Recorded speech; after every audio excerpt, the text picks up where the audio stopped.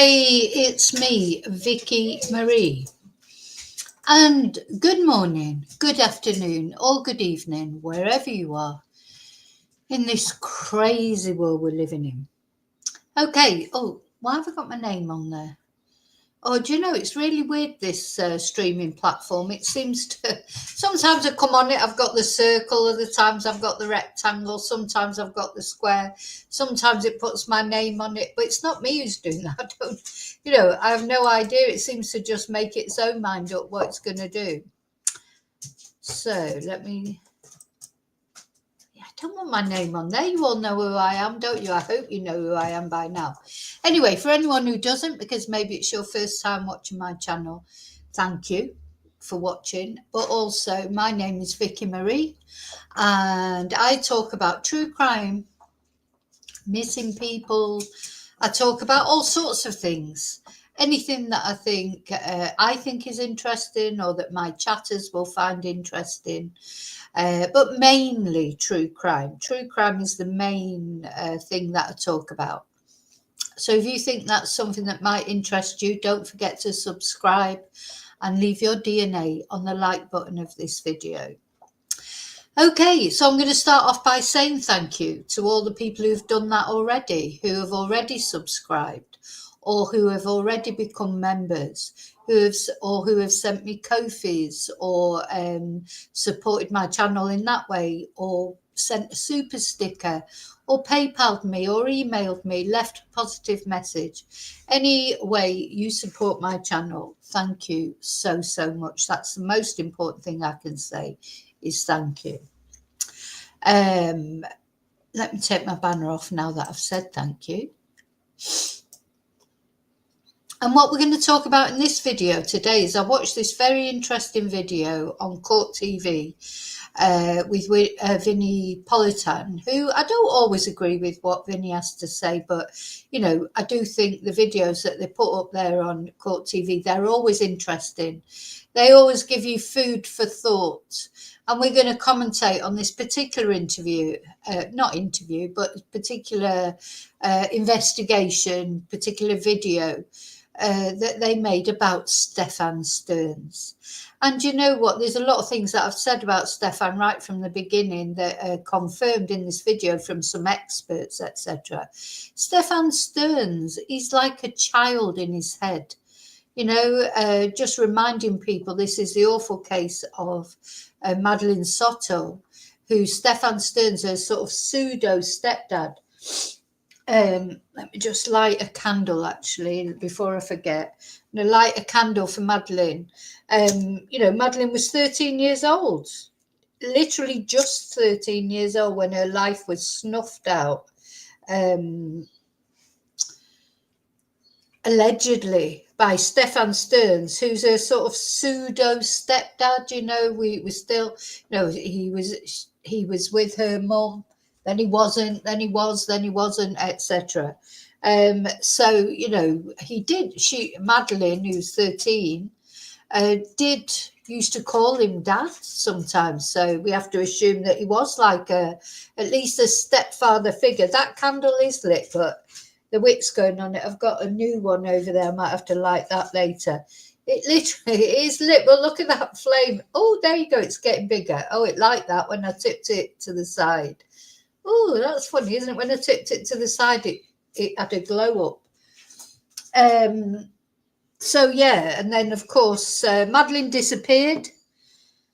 He was supposed to have taken her to school that day last year, February last year, just the day after her 13th birthday party. He was supposed to have taken her to school. He said he did take her to school. She walked away, rummaging through her rucksack. Anyway, when her mum, Jen, went to pick her up later that day, she was not at the school. She hadn't been in the school all day. And so she was reported missing. And then in the investigations, Stephan's phone was taken off him. He'd done a factory reset by accident, hadn't he? He'd accidentally factory reset his phone. How strange. Twice, apparently. Anyway, obviously the police don't like things like that when somebody says, oh yeah, here's my phone, but by the way, I factory reset it. People like Stephan, who think they're criminal masterminds, underestimate the police completely, because of course that made no difference. Police took the phone off him, they looked into it, they found hundreds of images of child pee, most of it concerning Madeleine. We don't know for certain if there was other children on there, but certainly Madeleine was on there on photos, videos, in compromising positions, many of which it looked like she was actually either asleep or drugged. So all this will come out at court. He's going to have his, I think his court case for that is in May. And then after that, Madeleine's body was found. And it turns out that, the police think that Stephan Stearns murdered Madeleine. So they arrested him, charged him. That will be his second trial later in the year, September sometime. First of all, his trial will be for the child pee on his phone, etc. So that's where we are, isn't it? So he's in prison, and it's just that the things that are coming out about, Stephan, he's like, we use this term man baby, or I do a lot. There's a lot of men that I think, God, they're a man baby or man child. But he is the primest example of it that I've ever seen. I mean, you're talking about a guy who's nearly 40 years old, who was still playing with Tamagotchis and, Pikachus or whatever, children's things. That's why he appealed to Madeleine, because I really think, and I've always thought and I've always said, in his head, Stephan Stearns felt like he was having a relationship with Madeleine, even though she was so much younger than him, because in his head, he is her age. He's never grown beyond being a teenager. His parents still, supporting him, paying his phone, doing this, that, and the other. He's never held down jobs, and then he moved on to Jen, and Jen was, I personally think, as you know, and we won't go into that because I'm not here to talk about Jen really, but she was a victim too. He saw her come in. She's a prime candidate for a groomer like Stephan Stearns. His prime target would have been Madeleine rather than Jen. And to get to Madeleine, he had to have a relationship with Jen. And he put himself in the position of the peacekeeper between the mum and the sort of rebellious teenage girl, or coming up to teenage girl. And, Jen shouldn't have let him do it. And I agree. I'm not saying Jen is the mum of the year. She's not. But I don't believe she knew anything. I think she was just so wrapped up in her own cocoon. And of course, we don't, taking a lot of drugs as well. There's a lot of drugs went on in this household. But, prescription drugs, which can be just as bad as illegal drugs. Everyone was on tablets for something, and I wonder if there weren't a lot of double dosing going on in that household, not only of Madeleine, so that he could do what he wanted with Madeleine, but also of Jen, so she won't wake up through it, realise what he was doing. Anyway, when the trial comes up, we haven't seen anything of Jen Soto for nearly a year now. So it'd be interesting to see, is she now better, if you like, because she's not being double dosed with sedatives, etc. Or is she, to sort of see how she is. How is she coping? Because everybody hates Jen, or a lot of people, I don't hate Jen, but a lot of people hate Jen so much. There's so much hate towards her. She's probably hiding away somewhere. And so it'd be interesting to see her after all this time. How is she coping? At the end of the day, she's been through Christmas, New Year, and another birthday of Madeleine's, where Madeleine would have been 14 years old. And she is her mother at the end of the day, and maybe she wasn't a very good mother, but she still has lost her daughter. And not only that, she'll be feeling responsible for it, because she's the one who told Stephan and Madeleine to go up to bed and sleep together. And, she sort of almost permitted it. She didn't know what was going to happen, but you know, she is in that way, she is complicit.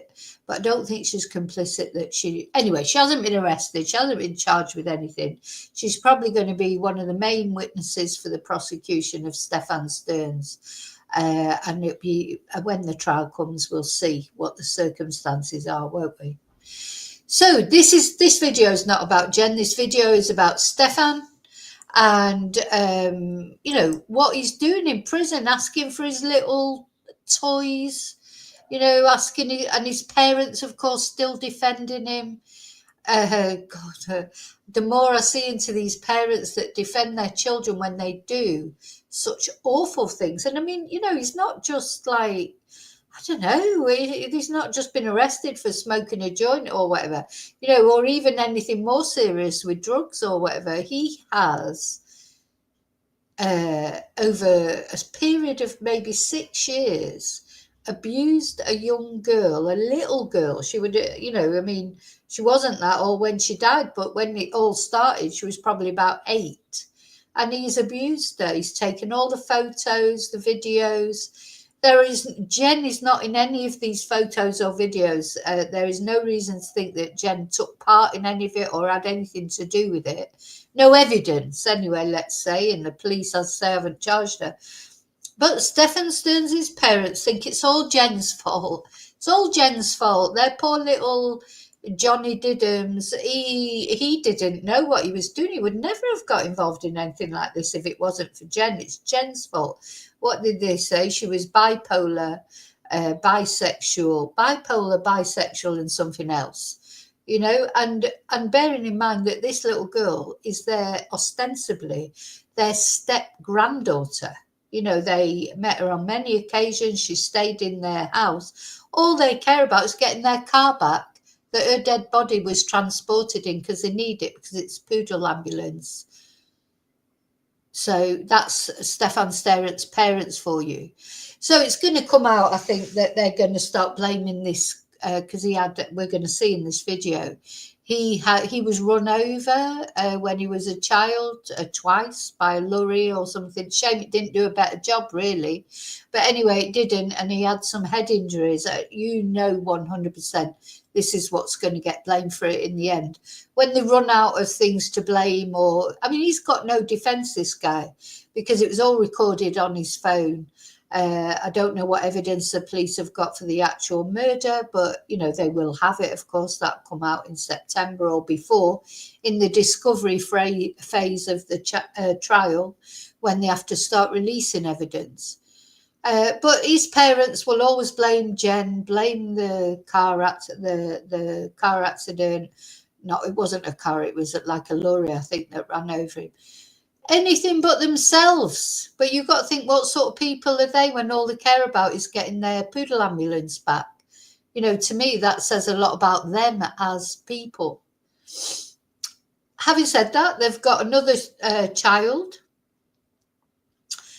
you know, an adult child. He didn't turn out like Stephan, so maybe it was to do with the accident. Or maybe Stephan was just born wired wrong. You know, if you watch my channel on a regular basis, that's what I think. Some people are just born wired wrong, and maybe it's genetic, maybe not. I don't know what the reasons are for it, but some people, there's just, you know, Stephan was an accident waiting to happen. He'd already shown symptoms of drugging people. He was putting SEMEN in the drinks of girls that he was in high school with, thinking that he could make them pregnant that way. He was filming other people, you know, he was filming Jen's roommates, filming them in their room, putting his phone, but he'd done it for years with other people that he lived with, and his mum and dad had bailed him out on many occasions. So, you know, it's so they're going to blame everybody else, but really the fault is theirs. Stephan did it. Jen didn't do it. Jen is guilty of being an absolute idiot, but she's not guilty of abusing Madeleine. So, you know, whatever anyone thinks of her, doesn't think of her, she isn't. And she's still a mother who's lost her child. So for me, that's a big thing. But Stephan did do it, you know, and it's about time these parents acknowledge that he did it. Anyway, so, right. I'm going to say hello to everyone who's in chat. I want to say hello to all of you that are watching at home, you lurkers.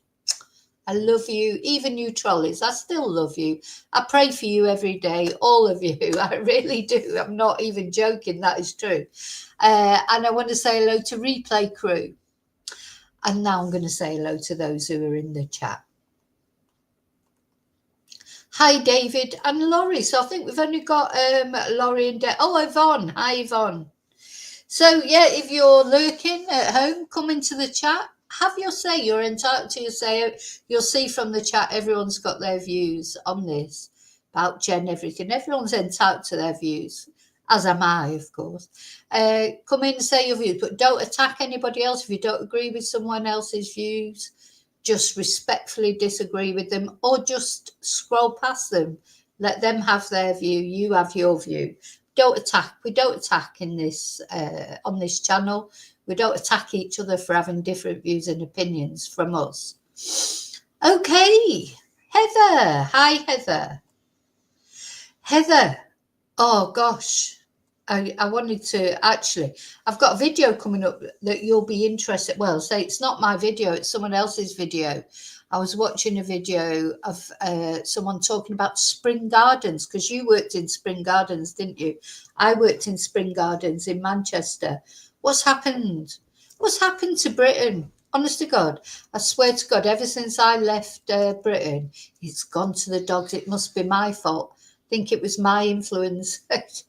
I don't know what has happened to Britain. But anyway, that's for another video. I'm not talking about that in this video. We're talking about Stephan. So let's have a look at this video.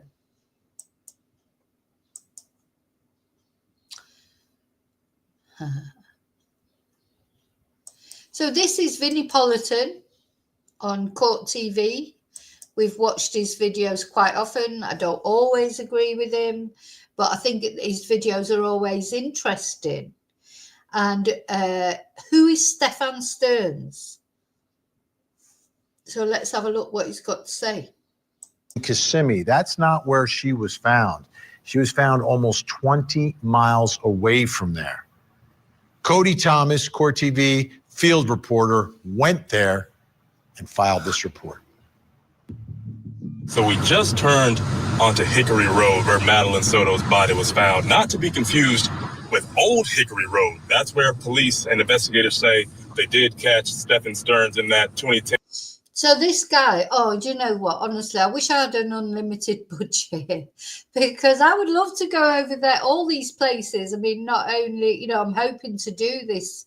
I'm still hoping to do, at the moment, I'm sort of constrained because I have to take my son to work till he passes his driving test. But then when I'm free, I am going to go, and I want to do this, go and visit some scenes and things like that, give you all a real idea of, and I'd love to go off, you know, outside of this country, go anywhere. And what this guy is doing, I love it when people do this. They actually take a trip to the site, the boots on the ground type thing. You get much more of an idea. I mean, it's the best thing is when you can go yourself, of course. But if you can't do that, like, you know, I can't just get on a plane and go over to Kissimmee. Unfortunately, I haven't got the budget for that. I haven't got budget for going to Madrid at the moment. But if I had the budget, I would definitely go, because you can't beat being on the scene. So this guy for Vinnie Politan, for Court TV, is going to the area where Stephan Stearns was changing his tyre that morning in February, when Madeleine was supposed to be at school. And Lincoln MKZ changing a tire the morning of February 26th when Maddie Soto went missing. But as we look out here on Hickory Road, we see that it's pretty flat. There are some wooded areas to the left, but it's pretty flat, not too hilly. There's some cows out here, some private farmland. It's a little bit residential, not too busy. We've seen 4, 5, maybe 6 cars tops, and we've been on the road maybe about a mile, a little over a mile. And as I'm noticing some of these light posts, there's no sort of security camera. So no security cameras. Now, was Stephan Stearns aware of that? But it's a very open, expansive land, isn't it? And I thought that right from the beginning. I mean, Stephan had this, he definitely had a puncture or whatever, because you could see his tyre in the police photos that we've looked at. It was ripped to shreds. I think Stephan probably tried to drive on. He probably had an idea of where he was going to dump Madeline's body, and he didn't get to where it. Luckily, with the grace of God, he got this puncture. Thank you, God. So he couldn't get to where he was going to dump Madeline's body. He would have had it in his head where he was going to put her. As there's some talk about them being alligator or crocodile infested waters around there. Was he planning on doing that? But anyway, he couldn't get there because he got the puncture in his tyre, and he carried on driving with that tyre till it was ripped to shreds. So I think in the end, he just got to a point he couldn't go any further. He had to get rid of the body, because now he's got to change his tyre. When do you think Stephan Stearns was the last time he ever changed a tyre? You know, he couldn't even bloody work, or, you know, all he did was play video games, or, you know, get involved with Tamagotchi and all that sort of thing. He paint Warhammer. He wasn't a practical man. When do you think the last time he ever actually changed a tyre was? You know, it's just like, he's just not that sort of person. He's not a self-sufficient person, is he? He's just like a man-child, a man-baby, living in his room, playing his computer games and abusing children. You know, that's what Stephan Stearns was. So him getting that puncture, it was brilliant, really, because he couldn't accept help from people because he had a body in the trunk of his car, you know. So it is definitely an act of God, I think, that he got that puncture. Type deal going on out here. And again, on either side of the road, it's pretty flat.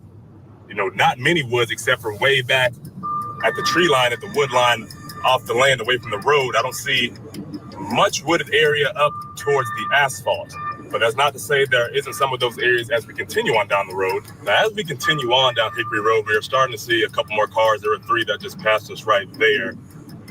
And actually, as we're coming up down here, I see some cars parked off to the right, or to the left of me, excuse me. And this actually looks like on the right, if you look up to the right of the road, that is it. That's the exact spot where Maddie Soto was found. You can see that.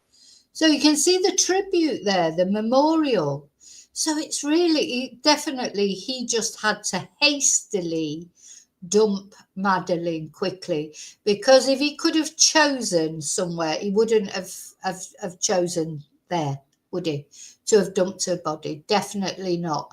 He would have chosen somewhere much more private, and he was probably on his way somewhere much more private. And then unfortunately, or fortunately, we would say, but unfortunately for him, unfortunately for Sinister Stephan, the tyre problem stopped him going any further. And good, thank you, God, for that. Definitely, thank you, God. Really, somebody was looking after, well, unfortunately, they weren't there looking after Madeline when she was actually killed, but they were definitely making sure that he could not get away with it. We got Memorial. We have some community members out here putting some things together. So these trees right here off to my right, that is where Maddie Soto's body was found dead by police. Now, we are actually at that site on Hickory Road where Madeline Soto's body was found. And if you follow me and look down the stretch of this road, there's not much on either side. I know she was found in a wooded area. You know, it's very open, isn't it? How did he transport the body from the car into that area, you know, without being seen? I mean, there's probably not many cars coming, but he had to take a big chance, didn't he? But he had to get that body out of his car. Now, maybe he was planning on coming back and putting her somewhere, once he got his car sorted out. But there was a lot of things he had to do because he had to get back to the house because Jem would be awake by now. He had to sort of plan around it. But it's possible that he was planning, when he could, but of course he didn't. He underestimated the fact that the police were suspicious of him. He was probably wondering how he could get back there, take the body somewhere else, less public and somewhere more able to be hidden, like throw poor Maddie perhaps in those alligator infested waters. It's kind of desolate on the left, a little desolate on the right. You could easily view something from the road if you're passing by. But right here behind me is the memorial site, actually where she was found, right in between those trees. And we actually have some community advocate members out here with us, and they tell us that one of them actually has been in contact with the owner of this land right here behind me. And that morning of February 26th, they say that gate was open. They've talked to this owner of this land. The gate was open, and that owner is mourning because now they're having those thoughts. What if the gate was closed? What could I have done different? But ultimately, this is it. Everyone ends up feeling guilty. So now the owner of the land is feeling guilty because the gates were open that morning. I bet they won't ever be open again. But, you wouldn't expect that some psycho with a body in the back of his car was going to come past and dump the body in your... Reminds me a little bit of the John George situation in Spain.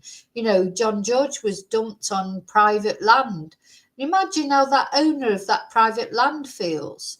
Everybody feels guilty except the people who actually did it. Again, right over here between these trees is where Madeline Soto was found, here on Hickory Road.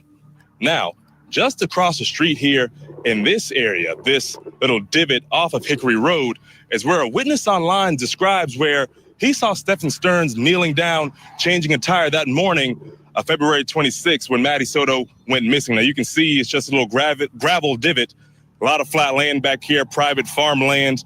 Now, police described the area they saw that flat tire situation on Old Hickory Road. There's an Old Hickory Road and a Hickory Road. Hickory Road, again, across the street where Madeline Soto's body was found. So there could be a little confusion as far as what witnesses may or may not have saw between the two, that is Hickory Road and Old Hickory Road. But one thing we do know, again, right across the street and that tree line behind that memorial over the fence is where Madeline Soto's body was found on March 1st. Poor Madeline. So we're talking about private property, a street that, seemingly wide open, where if you're there, people are going to see you. Brings us to the first question in our investigation tonight, and it's about where Poor Madeline. So, well, obviously by then she was beyond help, but I wonder if he because that road is there are cars going along it, but they're not very frequent, are they? So, of course, in another way, I suppose, even perhaps when he'd finished changing the tire, that gave him a reason. If he heard a car coming or saw a car coming, he would just then bend down and pretend he was changing the tire, even though that was, maybe he was just waiting for his opportunity to dump this little girl, this 13-year-old girl that he'd just murdered the night before. Madeline was found. Why was Madeline's body left in this location? Why there? Let's bring in our guests who are going to help us with all of this. Joining me, creator and host of the Grizzly True Crime YouTube channel. She has been following this case very closely. Gisela Kay is with us, and forensic death investigator, host of the very popular Body Bags podcast, Joseph Scott Morgan. Great to see you both. Gisela, what are your thoughts here when we look at this location? Why this location? What's interesting is that Stephan Stearns doesn't have any connection to this location, but Jen Soto does. There's a friend who lives 1.6 miles from where Maddie's body was found, just around the corner, 2 minutes. And Lake Lizzie, which was the area where they used to go hiking, is 7.9 miles away, 11 minutes. So I think he was either intending to go to those places, or there's 3 lakes with alligators in them in that area as well. I don't think that was his plan initially. No, and I agree with Gisela, and Gisela is very precise. Gisela's got a very popular YouTube channel, whether you like her or you don't like her, or she's very popular, and she's very precise in her way of thinking. I think. And I agree with her in this. I don't think that was Stephan's intention to leave Madeleine there where he left her. He was on his way somewhere else, maybe one of those locations she was talking about. I mean, who knows where he was going? He might have been heading out the state. He might have been hoping to go to completely, dump her miles away. Who knows? But I think what she's saying is perfectly logical, possible that that's where he was heading, those other places. So, Joseph, I want to put this back up. So, and Cody talked about the initial incident report, talked about someone spotting Stephan Stearns changing his tire. Now, the incident report referenced Old Hickory Tree Road. I think that's a mistake. I think it's just Hickory Tree Road, because that's where Madeleine was found, and that's where that little cutout is. And if you look at this map that we have that was provided by law enforcement, it shows the area. On the left is where her body is found between the trees. On the right, where those 2 markers are, that's where they found some tire fragments. So I'm trying to understand it. I think Gisela does a good job of explaining what's in this area, right? You've got alligators, you've got water. They had a friend that was close by. They had hiked. See, it looks to me like what happened was he got a blowout on his tire and he had to park up there. Literally had to park up there, and he's panicked, and he's just dumped the body over the road. That to me is what happened. I think if he didn't have the blowout there, he's had the blowout before, and he's just thought, I'm just going to carry on as long as I can, and then he's realised he can't carry on anymore. He's got to change the tyre. So but literally, there's no way that he was planning to dump Madeleine there. He was planning on dumping her somewhere completely different, but maybe not too far from there, eh? Right in that general vicinity. But what are your thoughts about the specific spot where she was left? Why there? And what are your thoughts about this flat tire? I mean, I'm trying to put these pieces together. What are your thoughts? Well, as far as the flat tire is concerned, Ben, this is something that's done out of convenience for him, I think, to provide cover, perhaps. Because, how many times do we actually pay attention to people that have a flat tire on the side of the road? I think that we'd all like to say that we would be a good Samaritan and stop and help, but that ain't the case. And if he's out in that location, perhaps waiting for the right time to divest himself of this precious girl's remains, he would wait till the coast is clear. All he has to do is egress through that fence line and go over into the tree line. And keep in mind, this is kind of a half-hearted attempt to discard her remains. He didn't really memorialize her body in any way, like we see many times where a shallow grave is dug or anything like that. There were just some dead grass and that sort of thing covering her remains. And so I think that this is a matter of convenience for him. And who knows? I mean, let's keep in mind, he's already been driving down the road, in my opinion, with her long having been deceased. We've got the video, from the stoplight cameras and that sort of thing, where she slumped over. So I think that he had just had enough. Maybe he just didn't have what it took to finish the deal. If he was going to go seek out an alligator-infested pond, he just didn't have the wherewithal to do it. So he stops on the side of the road. I don't agree with that. I don't think it's because he didn't have the wherewithal to do it. I think he'd just run out of time. Because of the puncture, I don't think he would have had any compunction about throwing Madeleine's body in an alligator-infested river or lake. Because all he was thinking about is himself. If he really cared about Madeleine and not about himself, He would have been, well, first of all, he would never abused her in the first place. But then he would have, thought about her and not about himself. All he cares about is himself. So I don't believe that he couldn't face putting her in a lake or whatever. I don't think it would have bothered him at all. I think he was thinking he had to get back. He was running out of time and he's just panicked. And also, he'd be knackered then after he'd changed the tyre.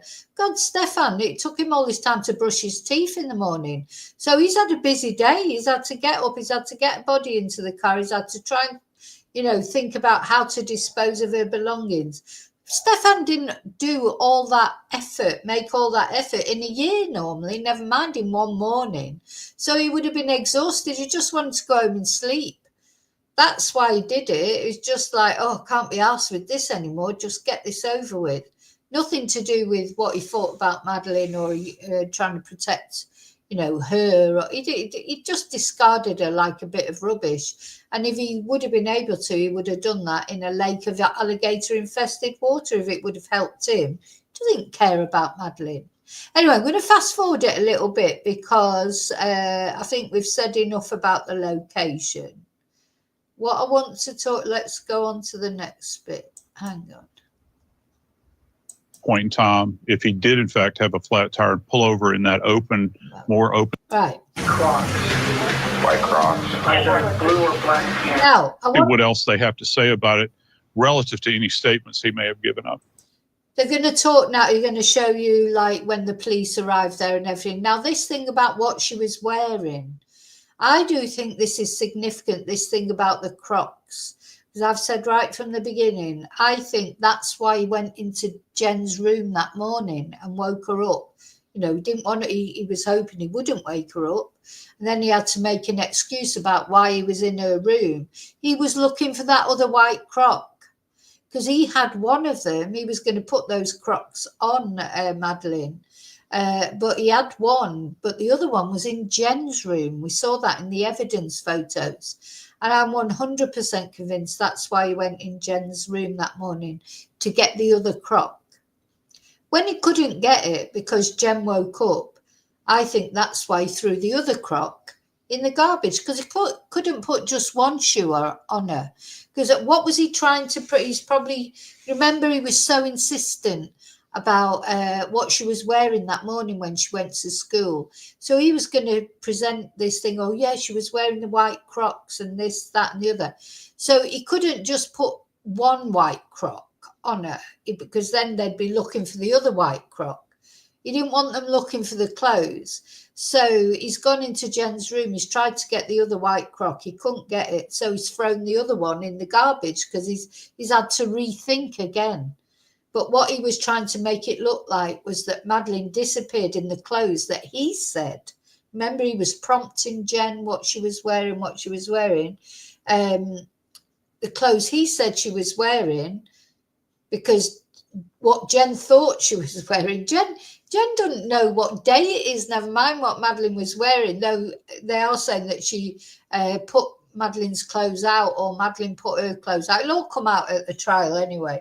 But, you can't rely on anything Jen says because she's, she doesn't know what day it is. So Stephan knows what he's trying to make it look like Madeleine was wearing. So that's my opinion. I think he went into Jen's room that morning to try and get the other white Croc. When he couldn't get it, then he threw the other one in the garbage. But what he would have really liked would have been to put both the white Crocs either on or around Madeleine's body. So it looked like she did go to school that morning. But of course, we know now she didn't. Okay, our guests are going to stay with us. We have a lot more to get into in this program. There was more than one crime scene in this case. Coming up next, what is the most important crime scene? Shoe last seen wearing. Green hoodie. Green hoodie. White Crocs. White Crocs. Either blue or black pants. Grieving widow or mastermind behind a murder. Monica Cimentelli is accused of plotting to kill her husband. Famed celebrity hair. And Madeleine was visible in that Only on Court TV.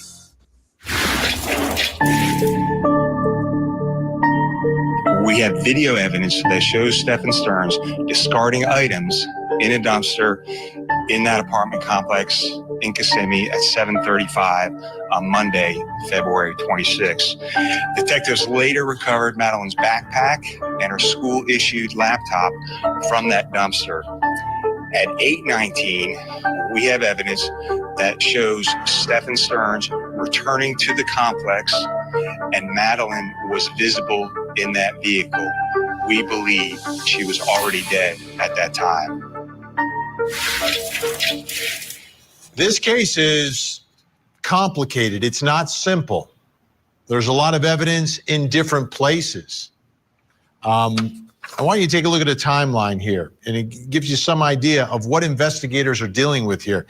You begin February 26, 7:30 a.m. Stephan Stearns is seen on apartment complex camera, as you heard, with the victim slumped over in the passenger seat. So they're in his car. She is slumped over. 9:41 a.m. Stephan Stearns is seen on camera in a parking garage, moving Madeline's body from that passenger seat into the trunk of his vehicle. Okay, so they've gone from the apartment into the passenger seat, into the trunk. Then on March 1st at 4:47 p.m., Madeline Soto's body was found where we just showed you. Cody Thomas took us there, near Hickory Tree Road. So you've got a lot of scenes here. You've got the home, you've got the car, you've got where her body is found on the side of the road. It brings us to the next question in our investigations. We get ready for this murder trial. What is the most important crime scene here? So, yeah, lots of crime scenes, as he says. And, of course, Vinny, I think he was a lawyer, wasn't he? He knows about, the evidence and crime scenes and, this sort of thing. He's knowledgeable about those things. So, I mean, to me, the most important crime scene is the room where it happened. Presumably it happened in that bedroom where he and Madeline went off to bed that sort of fateful night. I would imagine that's where it happened. So to me, that's the most important crime scene. But I'm going to move on a little bit because I'm going to talk about that. I want to get on to the things about, actually, let's watch it. Where are you going to get the evidence, the most significant evidence in this case? And what evidence will you find in each of these locations? Joining me, still with us, creator, host of Grizzly True Crime Channel. She's been following the case, Gisla K, and forensic death investigator, Body Bags Podcast, Joseph Scott Morgan. Let's start with the home. We've got Jen's room, Stephan's room, and Madeline's room. Gisla, from your analysis and research, what are some of the things of interest that were located in those various places, and why would you find each of those rooms important? I think starting with the clothing, because they were able to identify some of the images of the abuse on Stephan's phone with the clothing that he was wearing and clothing that Madeline was wearing. Then her wearing clean white socks when her body was found. Then there's her one crock in Jennifer Soto's bedroom and one in the dumpster. I mean, I think that's quite huge, as well as the crime scene. And then, of course, the bedding, the towels, and everything else that they've documented as well. There must be a lot of evidence in the home. Now, Joseph Scott Morgan, before we answer the ultimate question here, let's talk about the Lincoln, the car, where she's being transported, allegedly, according to prosecutors. What are your thoughts about what you're going to be able to find, whether it's in the passenger seat in the front or... Actually, I'm going to fast forward here because I think it's pretty obvious that the most important crime scene is the room that Madeline was probably murdered in. So, no disrespect, Vinny or Gisela or any of them, but, I think it's pretty obvious. Her body in a remote area of Osceola County. The medical examiner determined she had been strangled. Investigators quickly focused on Stearns, the boyfriend of Madeline's mother, Jen Soto. Yeah, now, so now they're saying openly that they think she's been strangled. It took quite a long time for them to start saying that, I think. You know, something happened, didn't it? Something happened that he got angry for whatever reason. And of course, there's lots of different suppositions. Was she pregnant? And she wanted to keep the baby, and was he thinking, oh God, this is all going to come out? Or was it because she'd started seeing other boys, and now other boys, you know, because he was thinking he was her boyfriend. Had she decided now she got to 13, she's not going to do this anymore? So was he trying to get her to do something like she'd done for years? And he got angry because she wouldn't do it. But then why didn't he drug her? Because maybe she was refusing to drink the drink he was trying to give her. Maybe she'd cottoned on to the fact she was being drugged. At the end of the day, she was getting older and more savvy. So that's the reason. So basically, there are two. It's either because she wanted more and he didn't, you know, because, you know, maybe she was, thing is, she was only 13. So if she was pregnant, she might have thought of Stephan as her boyfriend. You know, we don't know how she thought of Stephan. Did she love him, you know, in a childish way? Or was it because he got jealous because she was starting to like boys her own age? So it's really, to me, I think it's either one of those things. I don't think it was a planned thing that Stephan did. I don't think he did it on purpose. I think, you know, at the end of the day, he was having a great time with Madeline. And he would, if he was going to do anything to Madeline, he would not have done it right there in the house and then had to have this speedy clear up and blah, de, blah, de, blah. He would have done it much more planned and, you know, well, I presume he would. So he didn't plan it, in my opinion. I think it's something that happened. An argument got out of hand. Maybe she was refusing him, or maybe she was threatening to expose him. You know, that's the possibility as well. So, but definitely I think it happened in that room. No. Evidence revealed that Stearns had been allegedly sexually abusing Madeline for years. He was charged with first-degree murder, capital sexual battery, and possession of child sexual abuse material. Stearns is currently in custody awaiting trial. Yeah, Family. Sorry, hang on. Sexual battery. We watched this, didn't we? That's what David's referring to. Yeah, when he sort of went in there for what he thought was a routine interview. I loved watching that. Well, not all of it, not the bits of his private bits. Didn't love watching that. That was disgusting. But I loved watching him starting off all confident. You know, not just thinking he's in for a routine interview, and then gradually, you know, it all going downhill and realizing that dawning realization. And then they arrested him, then they stripped him, they took photos of him, and you know, I did enjoy watching his humiliation, and I hope everyone around the world, you know, enjoyed watching it and saw it, because how he humiliated Madeline, you know, his humiliation, his button mushroom has been all over social media. Oh God, it's disgusting. I mean, the thought of it. You know, just look at him there in that picture. He's got underarms. You know, he's not big on personal care and attention. Do you know what I mean? It's like poor Madeline having to put up with that disgusting man. Oh. And possession of child sexual abuse material. Stearns is currently in custody awaiting trial and could face the death penalty if convicted of Madeline's murder. Meanwhile, Madeline's mother has not been charged and is expected to testify against Stearns. So Stephan Stearns was interviewed several times. We've seen some on video. We've heard audio of these interviews as well. But there was one interview which was really like the pinnacle moment in this investigation, when they were talking about his phone and his Google Drive and what sort of images were on there. We know what investigators say they ultimately found. We also know that Stephan Stearns said he did an accidental factory reset of that. But investigators were able to figure out what was on there.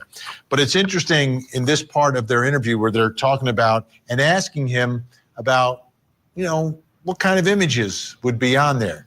Take a listen. What do you think was on the phone? Text messages. Oh, listen, his little voice, text messages. I mean, just the way he sat there with his arms folded like that, that, and look at his face. He knows he's been, this is it for him. He knows really probably inside, but he's just, look at him. He's nearly 40 years old. What's he dressed like that for? Just pathetic, honest to God. Get a job, man. Nearly 40 years old, get a job, do something proper with your life. Emails. Phone stuff. Pictures. Oh, yeah. What kind of pictures were on there? Trading card pictures. Trading card pictures. So this is a grown man, a nearly 40-year-old man. What sort of pictures were on your phone? And what he comes up with is trading card pictures. My son used to play with trading cards when he was like about, 8, between 8 probably and 13. Trading card pictures. What was that one that there used to be Harry Potter ones and oh God, what were the other ones? I used to have to go out and get him. Oh, it was a nightmare. Anyway, I can't even remember now. I think I've blocked it out of my memory probably. But yeah, he's not even, he's my son now is over 10 years younger than this guy. He never, if you asked him what was on his phone, there won't be any trading card pictures on him.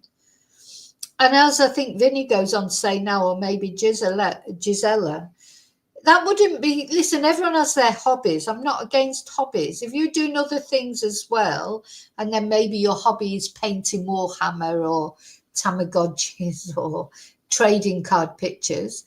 But that was his life. That was all he did. He didn't do anything else. He didn't work.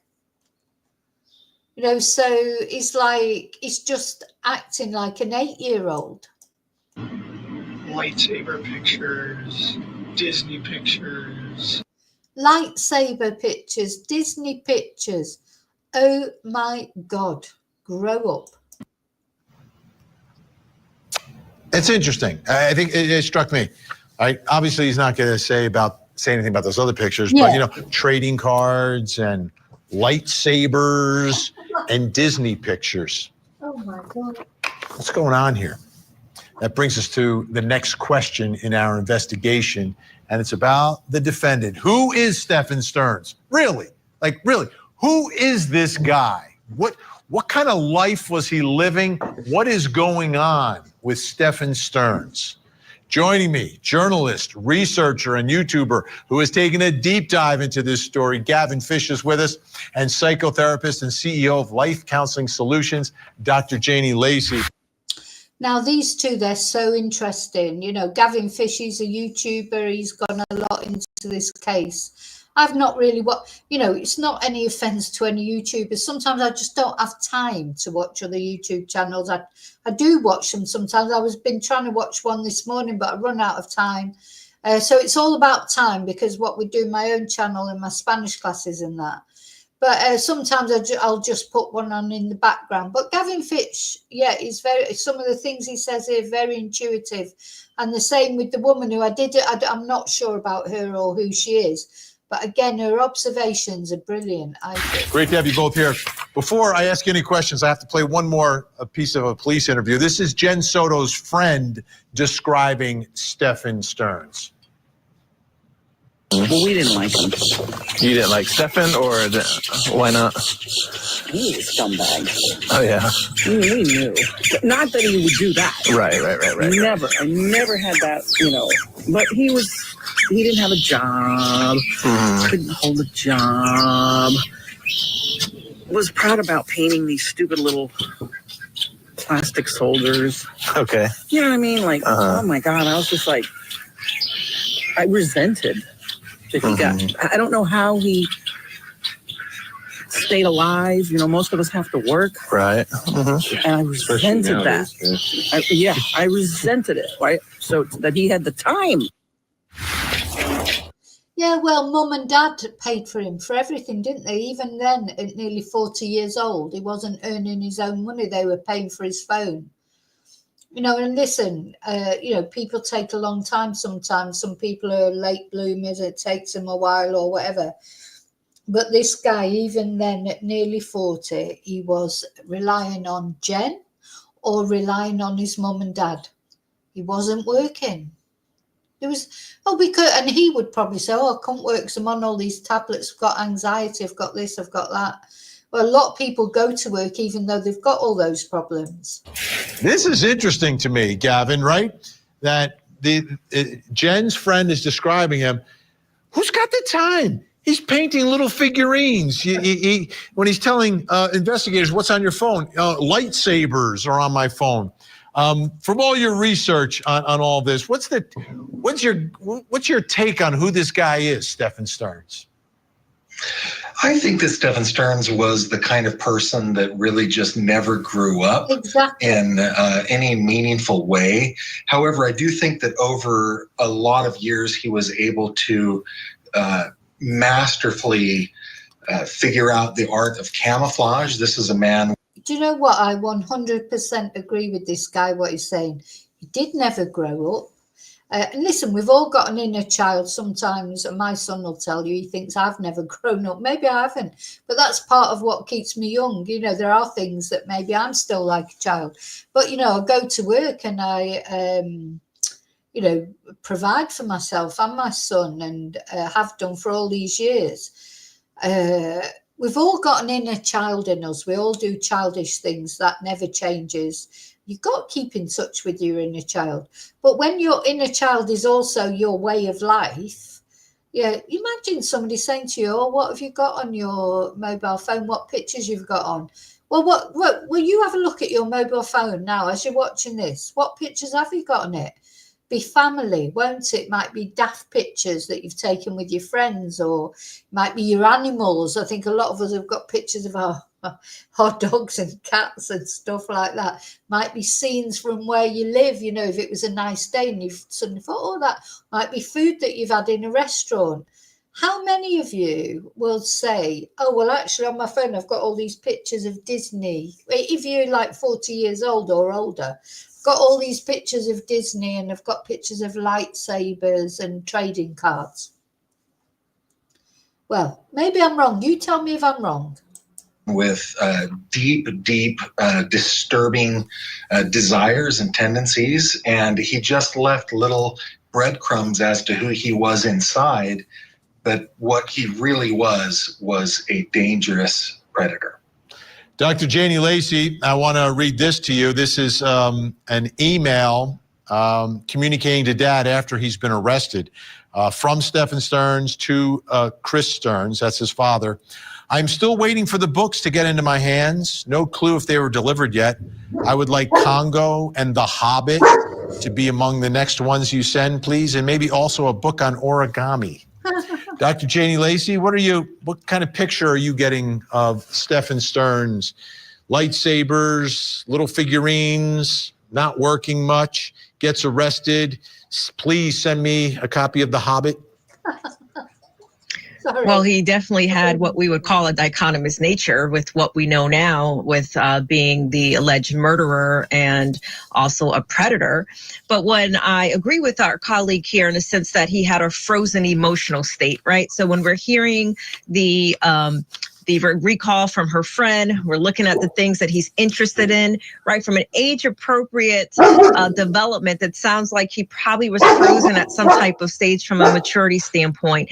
And then learn to be manipulative, to be able to, especially being a predator. Predators have grooming processes, Vinny, where they target both the parent and the child. So sometimes they can really be helpful and caring, and they can be interested in the child's welfare, so they can have the side that can attract them to the potential partner. So I would say that he probably was used to operating from this double way that he would present himself, which would probably make him attractive to certain types of people who are more vulnerable to predator type behaviors. But we do know, especially with what we know now, that he had a very dark, dark, dark side to him. And from a psychological standpoint, would really want to look at who he was from his childhood and some of the experiences and some of the red flags that some of the people that probably got close to him probably were exposed to. Yeah. And, his hobbies, wouldn't be a big deal to me if there was like another piece of his life. Like he's in his 30s. Like you're working, you're building a future, you're doing something, right? Yeah, and I agree with Vinny there. It's not the actual thing that he's doing so much. And don't forget, though, Bertam, what you're saying, you're collecting football cards. That's different. But, if you like a football team, it is different. That's not the same as collecting cartoon cards, like trading cards of Pikachu or, whatever they were. It is different, that. And not only that, you're collecting them with your son. He's collecting them himself for him. He hasn't got any sons or children. He's doing it because he is. I agree with that woman said, what the lady said. He's frozen emotionally in a period of time for whatever reason. He's frozen in that time. And I believe 100% he thought of himself as Madeline's boyfriend, as the same age of her. As her. So although he's doing that and you think, that's like an unconscious thing he's doing, but consciously he was a predator looking for prey. And when he, when he met Jen Soto, she was unfortunately the perfect person for him. She had a young daughter. She was totally oblivious to everything going on because she was basically not all there herself, was she, with her anxieties and her bloody, practically out of it all the time on drugs or whatever. She, prescription drugs. She was perfect for him, and that people, they look for that. Honestly, it's scary as a single parent, whether it's a boy or a girl, that you're or boys or girls.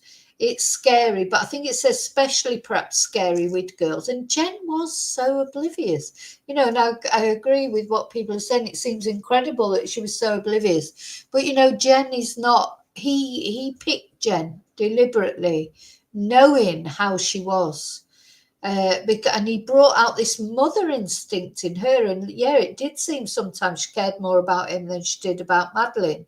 I don't believe that, but I think, you also don't forget, because everyone concentrates on Jen, but everybody, apart from Jen's mom, even Madeline's dad had nothing, didn't have any qualms about Stephan. Why wasn't he asking about what the situation was? Stephan sort of manipulated a lot of people, not just Jen. And he did it. No, Tia. He did it in a way because he puts out this aura that, poor me, and and he's caring. And, his mum and dad said, he was like the person in between. He would be like the person Madeline would complain about a mum to, and a mum would complain about Madeline. He was like the go-between. He was clever in that way. And honestly, there'll be loads of women out there and men there it's happened to. And the thing is, you must, I just don't believe that unless you've been in that position and see, Jen, we can't put ourselves in Jen's head because she was totally out of it herself. But take a look. Here's another one of these communications to his father. Now we're at the point where he's been arrested. He's locked up. He knows what he's facing, which is the rest of his life in prison. So what is he talking about? More of his little figurines. As far as notes about my personal property at the house, this is to his father, it was mostly instructions for what to do with my Warhammer 50K miniatures and terrain. As for my Battletech minis or supplies, just leave those alone for now. There's a small gray box with a red handle that is not labeled. It contains a lot of Star Wars Legion minis, and it belongs with all the stuff that is in the blue bag on the closet floor that contains a bunch of other Star Wars Legion and X-Wing stuff. For my trading cards and games, leave them alone for now. As for my Tamagotchi and VPET collection. Don't do anything with them just yet until we know how things will shake out. A lot of them are rare, expensive, difficult, impossible to replace in the kind of pristine condition they're in. Gavin Fish, this guy is delusional. He's delusional. He's delusional. So don't forget, this is not just collecting one thing. That was loads of stuff he was talking about. He's in prison. He's probably going to get the death penalty. He's been charged by for the most heinous crimes that you can possibly be charged for: child loving and murder. And all he's interested in is these things. Let's see how things pan out. How does he think things are going to pan out? Oh my God, he is delusional. He definitely is delusional. Could you imagine someone being in prison for the things he's in prison for, and he's writing these emails to his parents as if he's 12 years old, worrying about these things? It's unbelievable, I think. Delusional. He doesn't know how it's going to shake out. I find it really interesting that being charged with 60 charges of sexual battery, having been caught with 1,700 photos and videos of Madeline Soto being abused, some 35,000 images of child sexual assault material, he is able to just talk to his parents like, hey, let's talk about my toys here for a second, and can you send me money? For some reason, he's able to just completely ignore everything that he's been caught doing. That this is the ugliest side of humanity. This is the deepest, darkest, most disgusting part of humanity that can even exist, and he's concerned about his Tamagotchi. My Tamagotchis. Stephan Stern's Facebook page says he worked at Disney World while son. And Claire, yeah, you make Doll's House, and that helps your mental health, doesn't it? And lots of people, of course, make Doll's Houses. I'm not against people doing things, if I would like to make, I love those Doll's Houses. I would love to make them, and I can see how they can concentrate your mind. He's not doing it for that, is he? He is an absolute baby, a child. And it's not only one thing, it's loads of things. Everything in his life. There's nothing in his life that is adult, nothing. Do you know what I'm saying? So it's like, it's all about that. And in the meantime, he's then abusing Madeline and murdering Madeline. And now he's in prison, facing the death penalty probably. And he doesn't seem to be aware of it. I mean, is he that detached? Let's see how things pan out. And I remember in another phone call that I was listening to where he was on the phone to his dad, and he was saying about something in the future. And his dad actually, to be fair, did say to him, look, me and your mum, I think, aren't they 70 now or coming up to 70? By the time even if he doesn't get the death penalty, even if he did get released on parole, he's never going to be out free while his parents are alive. His parents are going to be deceased by the time he comes out. But he made some comment like as if something they would do when he came out. And even his dad said to him, look, you do realise that's not going to, we're getting on now, and we won't be around. If you ever come out of prison, we won't be around. He is completely delusional. This is different from collectors or doing something. This is a different thing, I think, for him. Let's press play again. Clear if that is true or not. Some online sleuths believe they tracked down video that appears to show him working at the entrance of Journey into Imagination Traction in Epcot. This video was posted on Travel in 360's YouTube page, and we pulled a still image from the very beginning of the video where you can see a Disney employee who appears to look a lot like Stephan Stearns. Wow, look at that. Then take a listen here to Stephan Stearns' father being interviewed on Hidden True Crime, giving more insight into his childhood.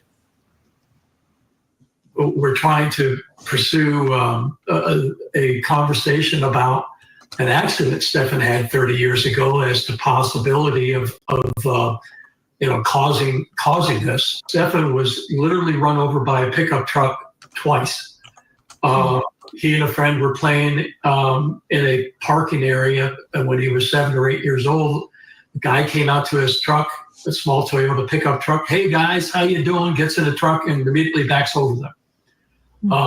Pushes Stephan down into a bit of a hole in the parking lot, drove right over him. Now, is it just me, or have they aged a lot in this last year? Just seems like, I mean, this must have hit them. But of course, they don't, I can't just forget that they just wanted that car back for their poodle ambulance, even though it had Madeleine's body in it. I don't think I can ever feel, I do feel sorry for them, of course I do. But, I would say from the way they look on this video, it has affected them, their health. And listen, I want to say, to me, I'm not saying there's anything wrong about reading The Hobbit. That's one of my favourite books. I love Harry Potter books. I love, but what I'm trying to say is it's the volume of things with Stephan.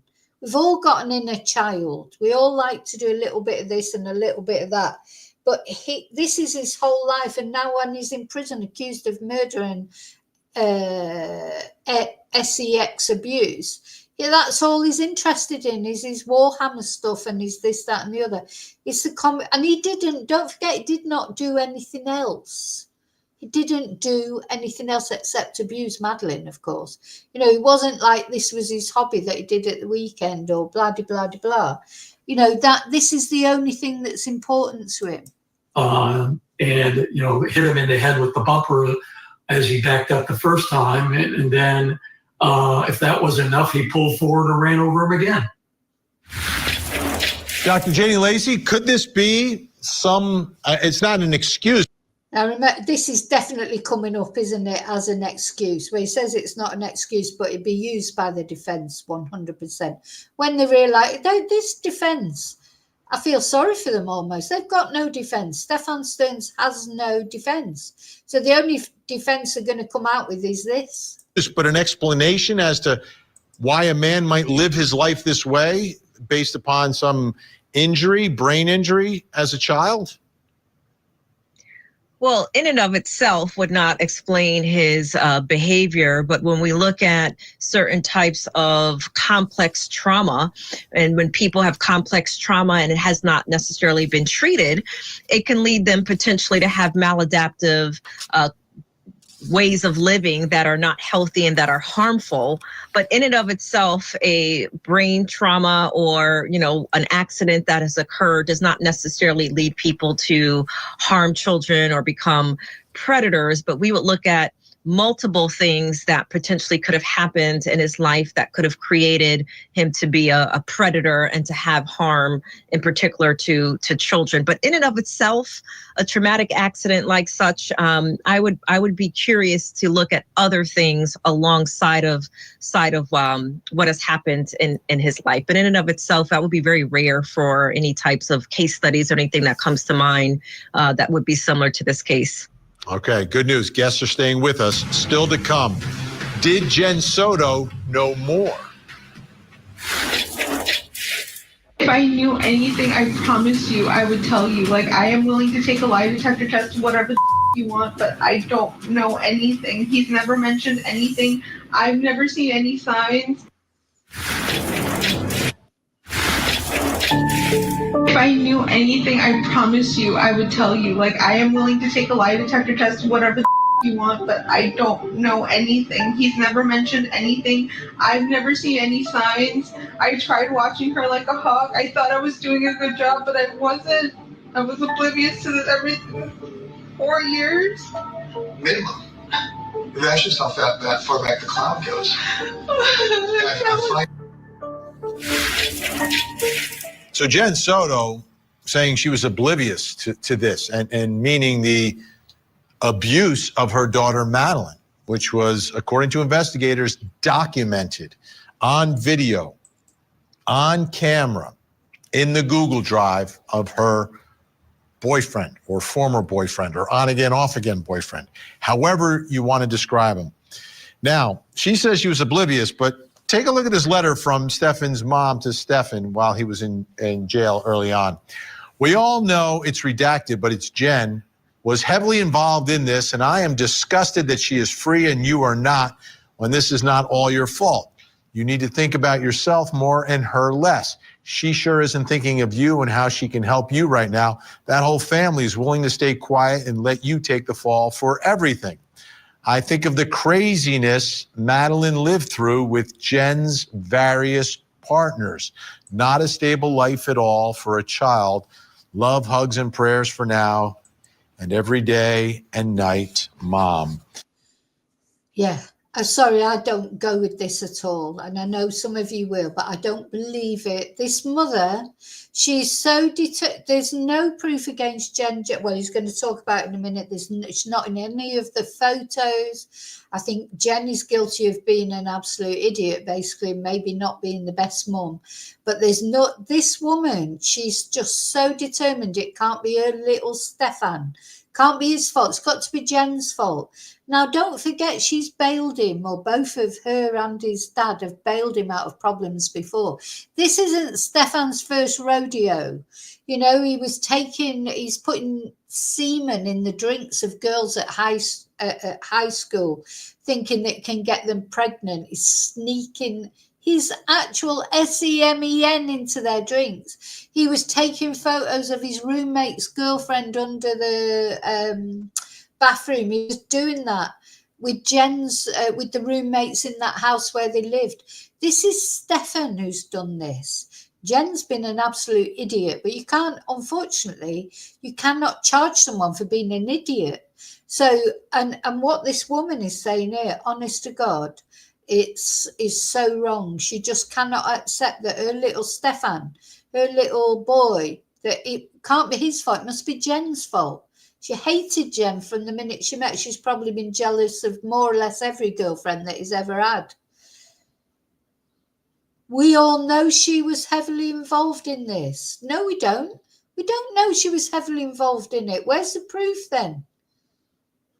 Where's the proof? This is not all your fault. Think about yourself more and her less. He's not thinking about Jen. He's not thinking about Madeline. He's only ever thought about himself. Oh my God. The whole family is willing to stay quiet and let you take the fall for everything. Well, the reason for that, Stephan's mum, would be because it's him who did everything. It's him with the photos. It's him that's with the videos. It's him who's murdered her. Can't blame it on Jen. Jen, you know, she's guilty of some things, like being maybe a bad mum or doing the wrong thing, but she's not guilty of this. Oh my God. If she's guilty of being a bad mum, maybe, but she's not guilty of murder or abuse. God. Every time I talk about this story, whether it's here on the air, on social media, or in the newsroom, it always comes down to one question, and that's the next question in our investigation. Did Jen Soto know more? Did she know more than what she said? She said she was oblivious to all of this. Could she have been? Was she? Still with us, journalist, researcher, YouTuber, Gavin Fish, and psychotherapist, CEO of Life Counseling Solutions, Dr. Janie Lacey. Gavin, I have to imagine you talk about this subject a lot, and your followers and viewers talk about this a lot. What are your thoughts when it comes to Jen Soto, what she knew, what she didn't know, and when she knew or didn't know it? Yeah, Jennifer Soto to me is an enigma inside a puzzle box wrapped in a riddle. This is a person that I really don't understand. We understand that she had a mental health crisis long before she met Stephan Stearns. It led to a divorce from her former husband. We know that she was on medication, but each time that I listened to the interviews that she did with police when Madeline was missing, and then later after Madeline's body had been found, she just seemed to care more about Stephan's well-being than her daughter's whereabouts or the fact that she was dead. When she was confronted with photographic evidence of the abuse that Stephan Stearns laid out on Madeleine for years and years and years, her questions were, what's going to happen to Stephan? Are you going to press charges? Things like that. It's very puzzling. It's bizarre, and it gets more bizarre here, Dr. Jenny Lacey. Wait till you hear this. This is, again, from a police interview. This is Jen Soto speaking to police, talking about her concerns. I've always told him that my biggest fear is that this would turn into a Woody Allen situation where the stepdaughter or the dad grooms the child and the child turns 18 and ends up running away with him. I told him like that was my biggest fear and I don't ever want that happening. Like, you can't do that to me. Like, why would you say that to him? Because I never trusted. I grew up being told never trust a man. My mom put that in my body. Never trust a man. Yikes. I was scared of a Woody Allen situation. Like that she was afraid that Madeleine was gonna get groomed and then run away with her man. And in the meantime, she is sending her daughter, Dr. Jenny Lacey, upstairs to be alone with that man in bed all night. Make sense of it. Can you? You know, there's a few things that I would say, Vinny, when we look at mothers that in hindsight, when we look at their awareness, it's usually on some type of spectrum, right? So either she, because of her own history, truly had complete unawareness because of some other factors, you know, as we mentioned, mental health, potentially her own abuses in the past, and having cognitive dissonance. But we're also looking at, because of this statement, I would suspect that she's had some type of, whether it's either subconscious suspicion or partial awareness, for the very fact that perhaps maybe she noticed some red flags but didn't recognize them to the full significance. You know, perhaps she had concerning for some of his behaviors, but psychologically, I think Jen did maybe know it inside, but she just wouldn't admit it. It's denial. We've talked about denial a lot. When someone doesn't want to see something, they literally can not see it. Now, I would say as well, this to me, when the police went into this interview, you know, went to the home, he had his arms folded. He was straight away very defensive. Jen hasn't got her arms folded.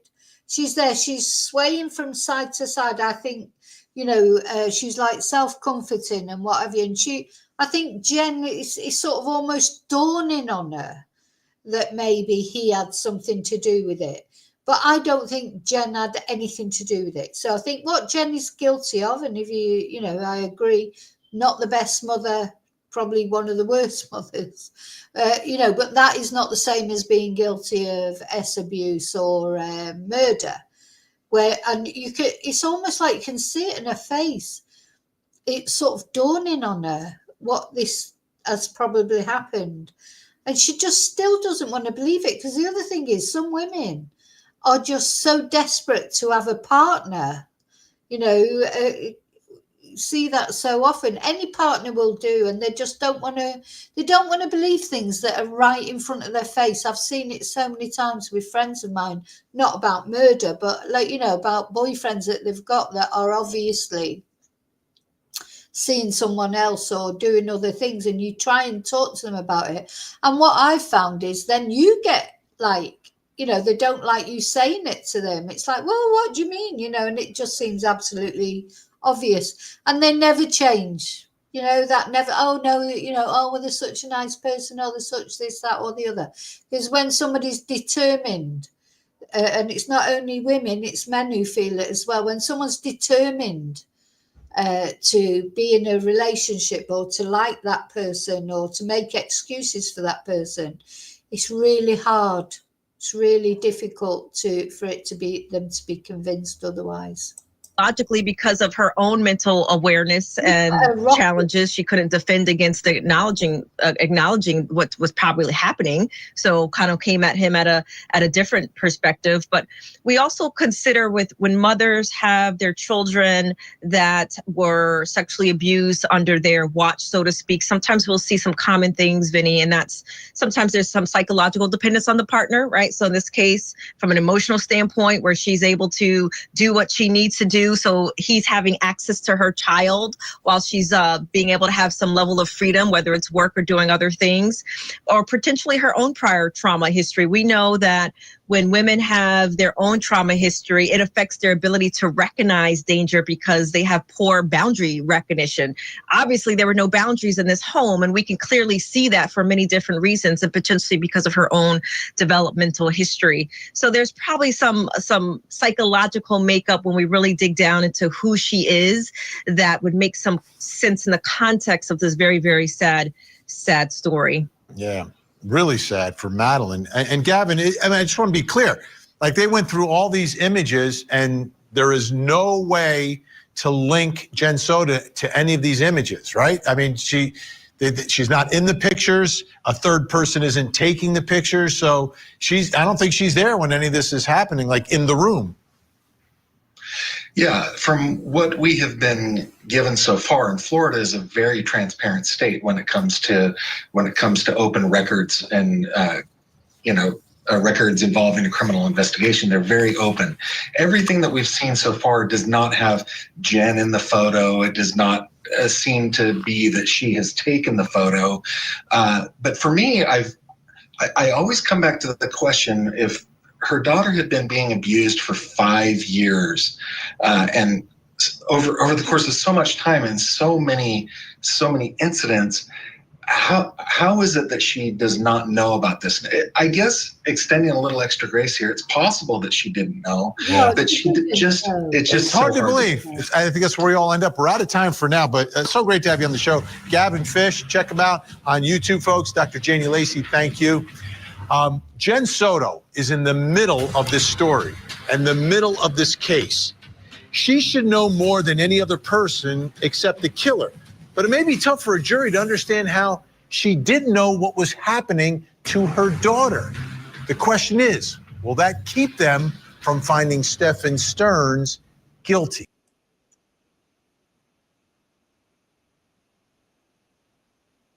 No, I thought that was a very interesting investigation by Vinny, and I thought it was interesting what the different people said. And, there's always, I think in this case, there's always going to be people who are very down on Jen. People think she was involved. People like me who I think, yeah, she's guilty of being a terrible mother, but not of doing anything to Madeline. And, we'll see what happens in the trial. At the end of the day, we have to wait for that. Well, he's got his first trial coming up of the pornographic images, etc. That'll be the first trial. And then the murder trial in September. More will come out, won't it? And we'll see what they've got or haven't got against Madeline. Anyway, that's it for today or for this video. As always, let me know what you think in the comments. Express your views. Whatever your views are, just don't attack anybody who disagrees with you. I think you'll find in this case, just like every other, you'd probably be 50, if there'll be 50% of people who agree with you and 50% of people who don't agree with you. So, just accept that people do have different views, don't they? So I've got to go. I'm going to go and have lunch. And tonight, please watch the live later on tonight. I've already put the notification on. I'll be talking to Becky Ramsey about water safety and about how the very tragic death of her son Dylan, when he was only 13 years old, who went free swimming with a couple of friends, has led her to be an advocate in water safety. She's going to talk to us about a lot of different things. She's been on a very sad journey in one way, but also a positive journey as she goes out and gives her message out to schools. she's received many awards, and she's going to tell us some entertaining stories about what happened when she went to Buckingham Palace twice. She's going to, no holds barred, she's going to talk about any opinion she's got on anything. But the main thing that we're going to be talking about is how you can educate your children, your grandchildren, your relatives about water safety. Now as the summer, you know, we're in springtime, we're in March, the summer will be coming up, and even in the UK where this happened, there will be some more warm days. And what happens when there's a warm day? All those kids go out and think they can swim around in quarries and rivers and things, and every year children die, you know, or teenagers, not only children, thinking that they can swim, you know, that they, and things happen like it happened to Dylan. And what Becky's mission in life now, I think, well, apart from the fact she's got other children, she's a mum and she's going about a normal life as well. But what she does is advocacy for water safety. She doesn't want other families to have to go through what her family has had to go through. She's going to talk to us about the inquest. She's going to talk to us about Mr. Aidley, the coroner for Nicola Bulley, who was also the coroner for her son, and what she thinks of him. She's going to talk to us about many things. So I hope you'll join us later on at 6:30 British time, 7:30 Spanish time. I'm not sure other countries, etc. But it probably come up. The notification is out there. So if you go on my channel, look for the notification. I hope you'll come and join us and join in the chat. But also, most of all, I hope you'll have a lovely morning, afternoon, or evening, wherever you are in this crazy world we're living in. Don't forget to leave your DNA on the like button. Please subscribe and don't forget to press notifications. And if you really want to support my channel, why not become a member? But thank you for everything. I'll see you soon in the next video. And until then, as always, may your God go with you. Bye.